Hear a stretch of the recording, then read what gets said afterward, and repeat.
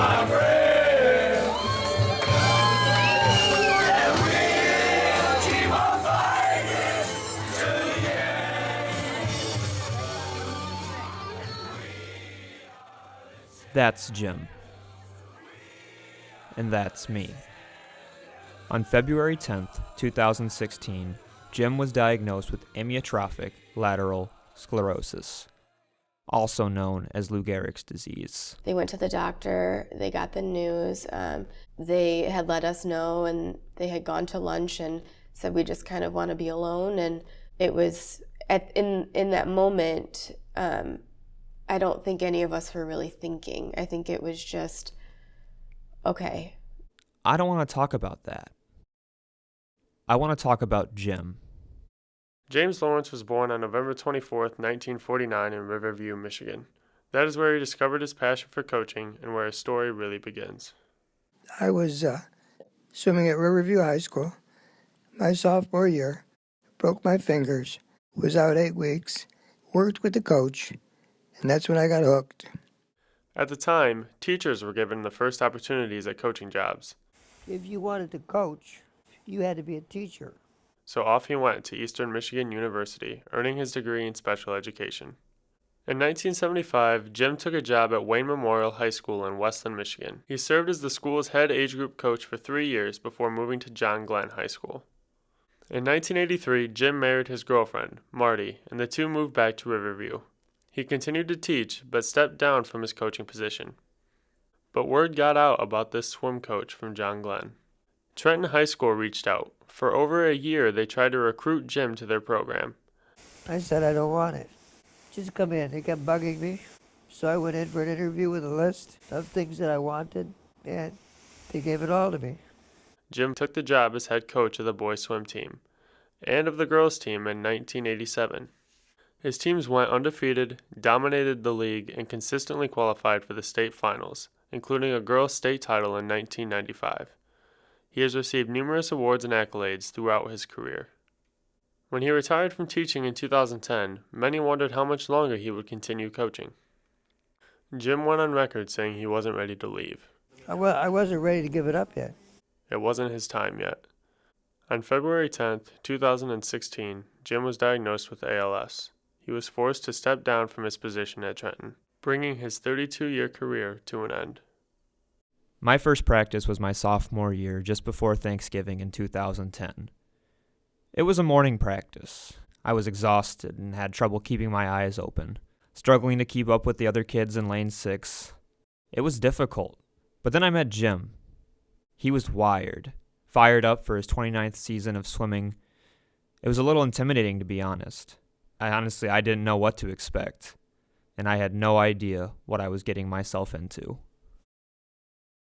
I had to do 33 50s, and he's like, you need to hold 35 36s, and I was like, yeah, okay, and I was going like 38 and 39. I was kind of blowing it off. And then he came over and he got in my face and he started yelling at me, and he's like, if you don't hold 33 for these, there will be hell to pay. And he kept yelling at me, but I was holding it, and I was crying, and it was the only time that I was ever mad at him, angry, like I wanted to just be like, I quit, I hate this. And then I got out, and he gave me the biggest hug, and he was like, that's what I wanted. And I just remembered it all as he was gonna push you to the breaking point, and right after that, he was gonna ask for a little bit more. I really feel like Jim, it doesn't matter if you're a kid that was like going to the state meet and, you know, competing at the state level, or you were a student who, I mean, we have girls on the team who, and it was the same way before, that they're seniors and they're coming out to try out and be a part of a team for a sport they'd never even been a part of. What sports do kids do that, you know? And that to me speaks volumes about, that's what I learned from Jim, is that it didn't matter who you were, but you had a place on that team. Swimming is a sport where it's a boring sport to train for. All you see is tiles on the floor that are 2-inch, and it's just honestly looking at the person in front of you for 2 hours a day. And it gets frustrating, and there's tensions that build up on that. On March 14th, 2016, that's when I got the call from my friend Dane Roberts. He told me to just slow down and listen. he told me that Coach had been diagnosed with ALS. I remember us trying to plan a fishing trip with him over the summer, but things just didn't work out the way that we wanted them to. I don't think it worked out for anyone the way they wanted it to. But I just remember feeling sick. What could I even say? What can I even do? So I did the only thing that I could do. I grabbed a camera and a microphone and headed back to my hometown of Trenton. I had to document this. It just felt important to me. I wanted to talk to everyone I could about what Jim meant to them. It was right after my wedding in October. He started noticing some more symptoms, and in our minds we possibly knew that that's where we were headed, but they wanted to rule everything out, and we wanted to keep hope that that wasn't it. February 10th, 2016 was when we actually found out that he did have it. So that was, that's the day that our lives really, really changed forever. I think we all kind of went numb, really, and just froze. What do you do? What do we do? Where do we go? I was upset. It was a very hard issue for me to deal with.